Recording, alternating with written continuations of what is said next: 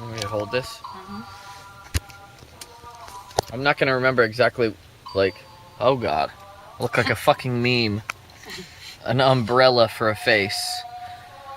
Babe, when I said one eye, I didn't mean do two eyes that are different. One eye normal, one eye normal B.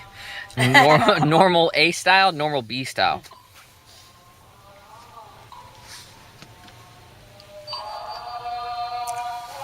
I'm not gonna remember what I was saying, but I was saying something about that life has become great and happy as we had aimed, but what we thought was gonna make it happy is not what made it happy. And it just so happened a lot of things that we were afraid of and a lot of things we were not looking forward to actually have made it happy. Another story too, pushing that away now, swiping that. Man, I was like, I liked the chill ass music because that's, so basically I'm gonna get to the point. We were always looking for a place to live, and we had the van the whole time, that kind of thing, you know? We were always looking for shows, and yet we had the van the whole time. We were always trying to play music, and yet we had ourselves the whole time, you know? We had our instruments the whole time.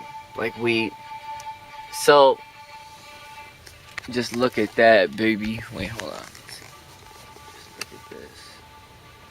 And enjoy that. We just cleaned this place up a little bit, and we arranged the bed, and it's actually hella comfy. So now, when we're down here like this, we put the phone right here, and it's actually just wedged here with the grip. Hella sturdy, bruh. And we just watch our shows right here. You got the big ass phone, actually it's like this big. And we're just right here, like fall asleep to the TV right there. And dude, it doesn't need to be a gigantic plasma. Like, if you have a phone it has to stretch out like this, and it's like right there in your face, like for all intents and purposes, it could be a gigantic screen hella far away that equals this size, right? Or it could just be this fucking size. And it's not an inch away, there ain't no radiation, like, come on, man. Anyways. Pirates of the Caribbean, great movie. I know, what the fuck, dude? So basically, It's like saying some shit. I was just like saying some bullshit like I do about yin and yang, about life. Life isn't there for you to predict it and shit like that. I'm not trying to be deep because I don't really know shit. I was just trying to repeat what she wanted me to repeat so we remember it. I was saying something about yin and yang, and you don't know, yin and yang are like actors, you know, and they're gonna be a part of it. It's like a familia, like, you know, the friends of the director, like they're always gonna be in the movie, but you just don't know what parts they're gonna play. And you don't know what yin is gonna play, and you don't know what yang is gonna fuck my life. It's like yin could be the cat, the random cat that you saw down the street waiting for your friend, who ends up being yang this time, played by Yang, you know? Like, I'm just saying the positive and the negative come from, you can't predict it. You're not meant to predict it, you know? You could guess, but that's like, the point is that we waste so much of our time guessing. And this is what I said that she wanted me to film for. Is that, you know, any of your favorite conversations that you've ever had in your whole life, those favorite conversations were never the ones where you knew what the other person was going to say. The favorite conversation was the one where you knew what to say to what they said. Or, you know, either way. And when I said that, she stopped me and then wanted to film, and I was like, okay. She's like, do you remember what you... I was going catatonic. So basically, it was about yin and yang and you know, life and positive and negative and happiness. And about life is like, you know, if life is a conversation, like, you enjoy thinking of life as...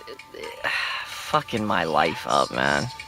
The point is that your favorite conversation wasn't the one that you knew what they were gonna say. That's boring. Your favorite conversation was the one where you knew what to say. Yes, that is what I want you to. Thank you, babe. Yay. Because it's like a dance, you know. You don't need to know what's gonna happen next. You just need to know what you're gonna do in response.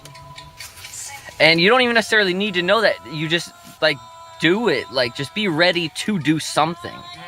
You know, there's a lot of people such as myself that aren't really smart or quick enough to, you know, be able to improv and in time at least, or in, you know, in proper time, in due time. And that's why we plan things, you know. So we come back to the same level with the same scenario, and then we're like, yeah, I know what I'm gonna do now.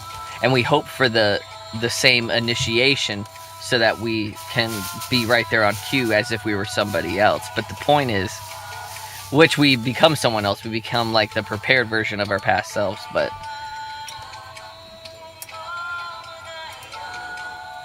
we were just talking about dancing with life, not like trying to predict life like an enemy.